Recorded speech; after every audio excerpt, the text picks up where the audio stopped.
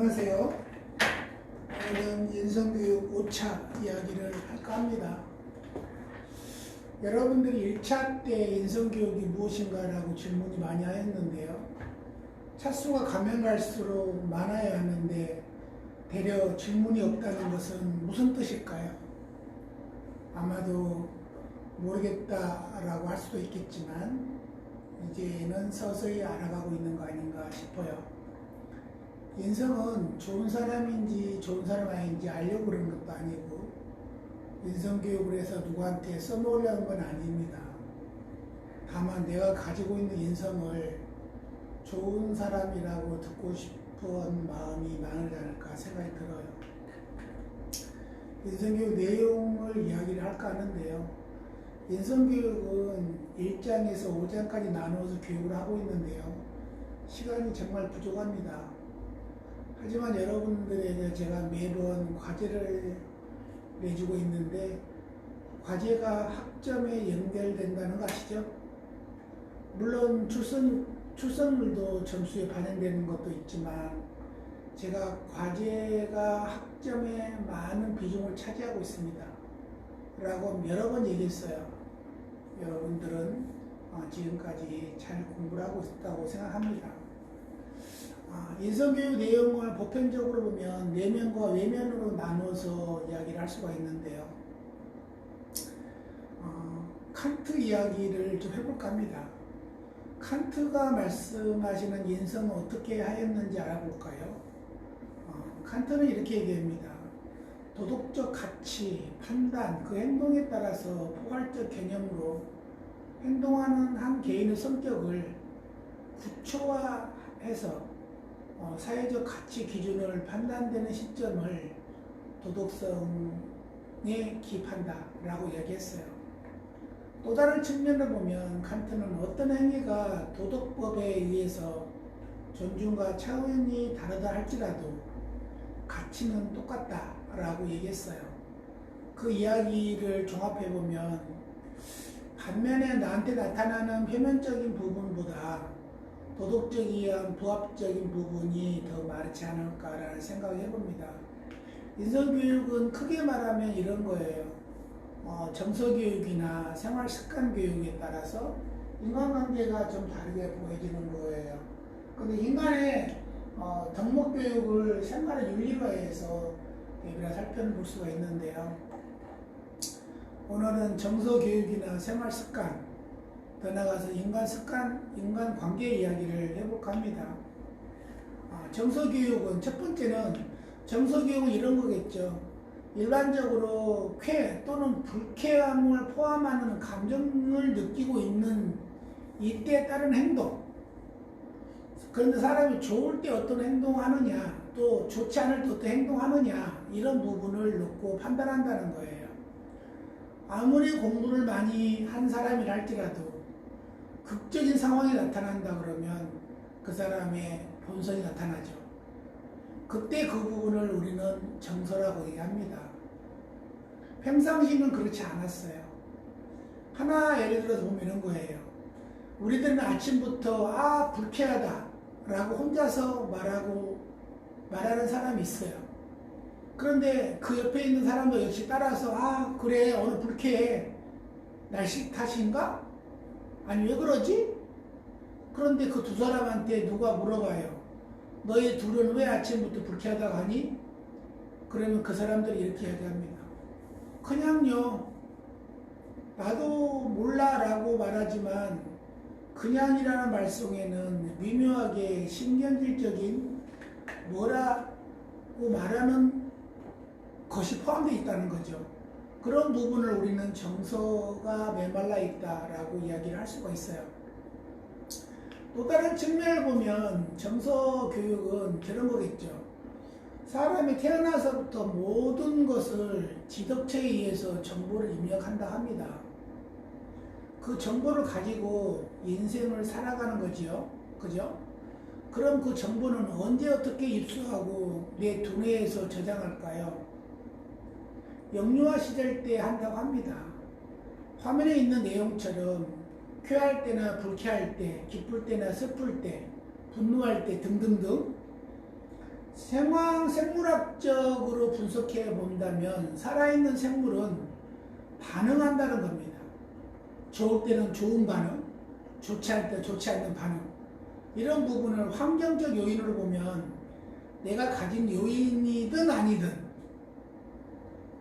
그런 부분을 정서적 관점에서 본다면 누구에게 의해서 나한테 작용되는 불쾌함을 굳이 내가 불쾌하다고 표현할 수가 있을까요? 물론 있을 거예요. 근데 그 사람은 정서가 있을까요? 없을까요? 네, 이런 거예요. 그래서 성숙한 사람은 생물학적 발달과 환경적 영향에 따라서 상호적 작용이 어떻게 이루어진다? 모든 것이 그 과정에서 이루어진다라고 저는 책을 저술했어요. 그러면 우리는 영유아 때 부모님한테 무엇을 어떻게 배웠을까라는 거예요. 그런데 또 다른 이야기를 보면 이런 거예요. 어떻게 보면 첫 번째가 이런 거죠. 자기 감정의 능력, 그죠? 자기 감정의 능력. 정서적으로 감정을 컨트롤할 수 있다면 얼마나 좋겠습니까? 그쵸? 어려운 거예요. 다만 생물학적 개념에서 본다면 자기 컨트롤을 하기 어렵다고 보여지지만 자기가 자기 컨트롤할 수 있는 조절 가능한 것을 고쳐서 쓸 수 있다면, 예를 들어 이런 거겠죠. 전기장판에 모두를 꺼놨다 그러면 전기장판이 따뜻할까요? 따뜻하지 않을까요? 따뜻하지 않을 겁니다. 그런데 우리는 스위치를 켜놓으면 또 따뜻해지는 거예요. 그런 것처럼 자기를 자기 컨트롤할 수 있는 어떤 스위치가 있었으면 좋겠어요. 두 번째는 이런 거겠죠. 자기 조절 능력. 나는 화가 났는데 화가 나는 부분을 조절할 수 있다 없다 이런 거예요. 그죠? 근데 누구나 다 화가 났으면 화가 났다는 것을 조절할 수 있다라고 얘기해요. 근데 언제예요? 이성적일 때. 근데 감성적으로 들어가면 그게 어려워진다라고 생각하는 거예요. 지금 그림 나와 있는 것처럼 자기 동기와 능력이라고 되어 있는데 이 그림 뭐예요? 어떤 컴퓨터를 일을 하다가 뭔가 잘 안 되는 거예요. 나쁜 말로 하면 지가 잘못하면서 지가 못하면서 왜 화를 내는 거예요? 이게 자기 조절 능력이 안 돼서 그러는 거죠. 자기가 부족한 부분이 있으면 채울 노력을 해야 되는데 그렇게 하고 있지 않다라는 거죠. 그러면 감정을 어떻게 하면 인입하지 않고 그냥 모른 척 할까요? 그건 그렇지 않아요. 그렇죠? 지덕체에서 나와 있는 것처럼 머리가 움직이는 것과 가슴이 움직이는 것과 손발이 움직이는 것을 나눠진다고 얘기했는데 손발은 지 마음대로 할 수는 없어요. 가슴도 지 마음대로 할 수는 없어요. 머리가 시키니까 하는 거예요. 근데 머리는 이성적인 거예요. 가슴은 감성적인 거예요. 누군가가 나한테 좋은 말을 하지 않았을 때 이런 부분을 우리는 나타날 수 있는 거죠. 그러면 왜 사람들은 갑자기 자기 감정을 컨트롤하지 못하고 알아차리지 못하고 그럴까요? 내가 지금 화가 났구나 라는 것을 알아차린다면 얼마만큼 좋을까요? 근데 그게 알아차리기는 매우 어려워요. 저 역시도 어렵습니다. 다만 알려고 노력은 많이 합니다. 감성인식이라는 것을 교육을 하지 않아도 여러분들 잘 알아요. 제가 말씀드리는 것처럼 제가 화가 나 있네? 내가 화가 나려고 그러네? 이런 거죠. 그런데 이성일 때는 알 수 있어요. 근데 감성에 몰입되어 버리면 그 부분을 잠깐 잃어버린다는 거죠. 그래서 정서적으로 문제가 있다면 그 문제점은 언제 조정이 될까? 이런 부분을 알아보려고 또 쉽게 조정하려고 인성교육을 받는다고 생각합니다. 그러면 우리는 인성교육함에 있어서 생활습관에서 그런 부분이 나타나지 않을까라는 거예요. 그림처럼 어떤 사람이 두뇌가 있으면 여러 가지 생각이 있겠죠. 그죠? 저는 일단은 4가지를 말씀 나눠놨는데 우리들끼리 알고 있는 것이 이런 거라면 3살 버릇이 8살까지 간다면 그 8이 되고 나면 그 정서가 좋아질까요? 또 8이 되고 나면 그 대인관계가 좋아질까요? 라고 물어본다면 좋아질까요? 그렇지 않아요. 대인관계는 좋아질 수는 있지만 좋아지지 않을 수도 있어요. 근데 좋아질 수 있으려면 어떻게 해야 된다? 꾸준히 노력을 하면 된다. 이런 거예요. 그렇게 어렵게 고칠 수 있는 거를 좀 더 쉽게 고칠 수 있는 것을 우리는 왜 안 하고 있을까요? 좀 더 쉽게 고칠 수 있다는 것은 어린 나이 때 2살, 3살, 4살, 5살, 6살 그 나이 때 어떤 유태인들이 공부를 시키는 것처럼 인성교육을 알려준다면 너는 사람으로 태어나서 사람이 가지고 있어야 할 성품을 너는 꾸준히 지켜야 되느니라. 너는 살아가면서 도덕이라는 것을 알고 살아야 하느니라. 너는 어느 곳에 가서라도 남들에게 손가락 받는 일을 해서는 안 된다고 알고 있어야 하느니라. 이와 같은 인성교육을 받는다면 그 아이가 성장이 돼서 사회에 진출된다면 그 사회는 매우 좋아진 사회가 되지 않을까라고 합니다. 그래서 그렇게 받았던 어린아이가 청년이 돼서 국가를 운영하고 더 멀리 나가서 우리나라 이름을 알리고 국가의 가치를 높인다면 얼마나 살만한 세상이 되겠습니까? 그죠? 지금 코로나19로 인해서 전 세계가 힘들어하지만 과연 지구촌의 인구가 다 힘들어할까요? 그렇지 않는 것 같아요. 힘들어하는 시간도 있고 힘들어하는 나라도 있고 힘들어하는 사람도 있지만 그 반대 측면에 봐서는 좋아하는 사람도 많이 있어요. 근데 그 사람들은 어떤 사람이냐? 생활 습관을 바꿔서 생활하고 있었기 때문에 코로나19에 크게 위축되지 않았나라는 생각을 합니다. 그러면 생활 습관을 어떻게 바꿔야 되느냐 하는 거예요. 생활 습관은 교육을 해서 바꿔지는 것도 아니고 누가 알려줘서 바꿔지는 것도 아닙니다. 그런 내용을 부모님이나 학교 선생님이나 직장 선배가 알려줄까요? 물론 알려줄 수 있어요. 하지만 제일 중요한 거는 본인이 먼저 바꿔야 된다는 거예요. 그러나 부모님께서 가정에서 실시하는 교육이 최고죠. 우리가 교육은 가정교육, 학교교육, 사회교육으로 나눠지는데 그 3가지 교육 중에서 가정교육이 매우 중요합니다. 이 강의를 듣고 있는 사람들은 본인이 학부모라면 아이들을 이 시간 이후부터도 어떤 인성, 사람인자, 성품, 속자를 잘 알려줬으면 좋겠어요. 그러면 우리는 이렇게 돼요. 생활습관은 어렸을 때부터 형성되기 때문에 생활습관 지도는 유아기 때부터 체계적으로 실시해야 된다라고 저는 책자에 기록을 해놨어요. 근데 그리고는 왜 이렇게 돼 있죠? 학생들이 자존감이 있냐 없냐 이거예요. 그죠? 자존감이 있다는 거는 자신이 있는 거예요. 자신이 있다는 것은 떳떳한 거죠. 떳떳하다는 것은 본인이 잘못하고 있지 않다는 거예요. 내가 스스로 하는 것을 스스로 안다면 또 스스로 좋아서 한다면 누가 뭐라 하겠습니까?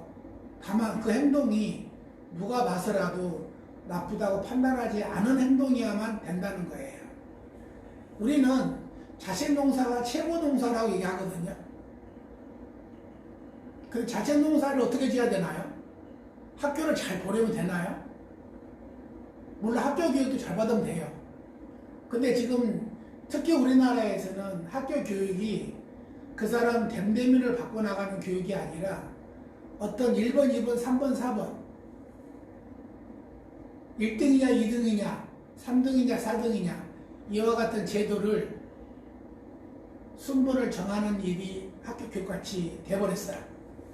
그러면 생활습관을 우리는 농사를 잘 지어야 된다고 얘기했는데 공부를 많이 가르치고 유학을 보내고 박사학위를 하게끔 만들어준다고 그것이 좋은 사람으로 가늠할 수가 있을까요?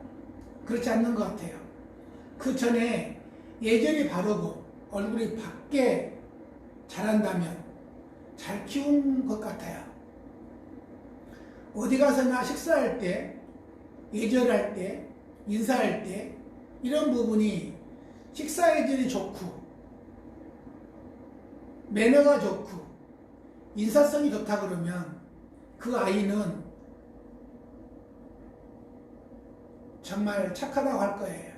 그런데 그 아이를 착하다고 칭찬할 때 그 아이 칭찬보다 이렇게 이야기합니다. 저놈은 누집 자식인가? 라고 이야기를 합니다. 먼저 부모를 칭찬한다는 거죠.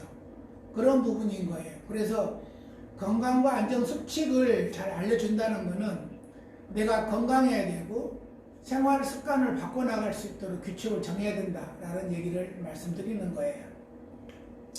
그러면 우리는 하루 24시간 중에서 어떻게 시간을 쪼개서 잘 쓰느냐 이거예요. 아마 24시간 중에서 8시간 정도는 잠자는 데 쓰고 3시간 정도는 이동하는 데 쓰고 그럼 12시간이 남았습니다. 12시간 중에서 근무하는 데 8시간 쓰고 그럼 몇 시간 남았습니까? 4시간 남았습니다. 그 4시간을 어떻게 활용하는 가 중요한 것 같아요. 어려서부터 규칙적인 생활을 할 수 있도록 만들어 줬다면 그 아이는 잠자는 시간과 식사하는 시간, 공부하는 시간, 운동하는 시간을 잘 기억하여서 지금도 지키고 있을 겁니다. 그렇게 성장한 아이가 사회에 나간다면 사회에 적응을 잘할까요, 못할까요? 아주 잘할 거예요. 근데 우리는 어린아이한테 잠은 언제 자야 되고 밥은 언제 먹어야 되고 목욕은 언제 하고 이빨 언제 닦고 이거를 늘 잔소리처럼 하고 있지만 아이는 기억을 못하고 있어요. 왜냐? 엄마가 규칙적인 행동을 하지 않고 엄마가 늦게 오셔서 이빨 닦아주고 일찍 나간다고 일찍 이빨 닦아주고 이렇게 되면 아이는 혼동스럽잖아요. 그쵸? 여러분들이 늘 모든 것을 하고 있으면서 이렇게 미성인을 성인 취급하듯이 가르침을 하지 않았나라는 생각을 해봅니다. 그럼 인간관계는 이렇게 할 수가 있죠. 인간관계는 존재한다라고 했는데 타인과 타인관계 속에서 매듭을 지어줘야 된다고 생각하는데 어쩌면 우리는 가치를 실현해 나가는 데 있어서 그 부분을 잘 못하고 있는 것 같아요. 사람은 태어나서부터 맨 처음 맺어지는 게 부모와 자식 관계라고 얘기해요. 그 다음에 두 번째는 형제와 자매 관계라고 그러고 세 번째는 학교 가서 친구들 더 나가서는 사회 나와서 회사 동료들 이렇게 합니다. 그런데 아이는 태어나서 이 사람이 내 엄마인지 아닌지 알았을까요? 몰랐을까요? 정서적으로는 알 수 있는 것 같지만 눈으로 봐서는 모르는 거예요. 근데 어느 날 갑자기 이 사람이 나를 많이 챙겨주는 거예요. 기저귀를 잘 바꿔주고 울면은 밥을 먹여주고 이런 거겠죠. 이런 부분 하나하나가 인성교육 기본인데 이런 것을 우리는 하늘천자, 천윤이라고 그래요. 부모와 자식 관계는 최초로 맺어지는 의미지만 타인 관계를 잘해야만이 사회생활에서는 매우 좋아지는데 우리는 자아 개념과 자존감을 발달시키지 않고 오직 좋은 학교만 가도록 공부를 가르치지 않을까라는 생각을 해봤어요. 여러분들이 매번 이 교육을 들을 때마다 느끼는 게 있을 거라고 생각합니다. 그런데 여러분들은 지금 각자 집에 가서 또 더 나아가서는 각자 학교에 가서 제자들에게 또 자식들에게 인성 공부를 어떻게 시킬 거냐라는 거예요. 그 부분을 우리는 매번 느껴야 된다고 생각합니다. 도덕성은 이렇게 나눠질 수 있어요. 정서교육과 인지교육과 행동교육. 이게 지덕체 교육입니다. 양심과 공감, 이타성을 갖고 있는 건 정서 부분인데요. 정서는 갖고 있는 것보다 주변 환경에 따라서 그 사람이 바뀌어 나가는 걸 정서라고 얘기하고 있고요. 인지는 자제력의 책임감 이런 부분은 부모님 영향에 있다라고 얘기를 많이 합니다. 행동은 뭐예요? 정서와 인지가 돼 있는 상태에서 그 사람은 행동을 옮길 겁니다. 근데 반대로 말하면 정서와 인지가 없는 사람은 행동을 옮기는 거가 아주 나쁜 방향으로 움직인다는 거예요. 그러면 우리는 덕과 덕목을 정통적인 측면에서 본다면 어떻게 볼까요? 덕은 이런 거겠죠. 우리는 이제 조금 있으면 설날이 돌아오는데요. 또 새해가 돌아오고 덕담을 하는 거죠. 덕담을 이렇게 표현한답니다. 복 많이 받으세요 라고 얘기한다는데 그런 부분보다 복을 많이 지으세요 라고 얘기한다는 거예요. 또 덕담은 너 결혼해야지 라고 얘기하는 거 아니라 너 결혼했다지 라고 얘기한다는 거예요. 이게 덕담이라고 이야기를 합니다. 그래서 우리는 덕담 하나도 좋은 쪽으로 또 결과가 나타난 쪽으로 이야기를 해야 되지 않을까라는 얘기를 해봅니다. 그러면 도덕성과 덕목을 구분할 수 있을까요? 제가 생각할 때 이런 것 같아요. 도덕성은 내가 어느 곳에 가서라도 누군가가 나한테 나쁘다고 표현하지 않는 사람으로 살아왔다 그러면 그 사람은 도덕성을 잘 지키고 살았다라고 얘기할 수 있어요. 그러면 덕목이란 건 뭐예요? 조금 전에 얘기했던 내가 어느 곳에 가서라도 좋은 사람이라고 표현들을 한다고 하는 그 사람을 따라주는 사람. 근데 따라주는 사람에 가서 물어보는 거예요. 당신은 왜 저 사람을 많이 따라줍니까? 그런데 저 사람은 왠지 진실한 사람 같고 왠지 거짓말하지 않는 사람 같고 왠지 배운 사람 같고 왠지 좋은 사람 같아서 따릅니다 라고 하는 사람이 덕목이 있는 거예요. 그 사람은 주변 사람에게 그만큼 덕을 베풀었다는 거라고 저는 자신 있게 이야기할 수 있습니다. 여러분들이 매번 인성교육은 별거 아닌 것 같아요. 그런데 어떤 인성교육을 어떤 학식으로 배운다 그러면 잘못된 거죠. 이거는 자기 자존감, 책임감, 나를 돌아보는 시간, 이런 시간이었으면 좋겠어요. 잠깐 1시간 쉬었다가 이야기하도록 하겠습니다.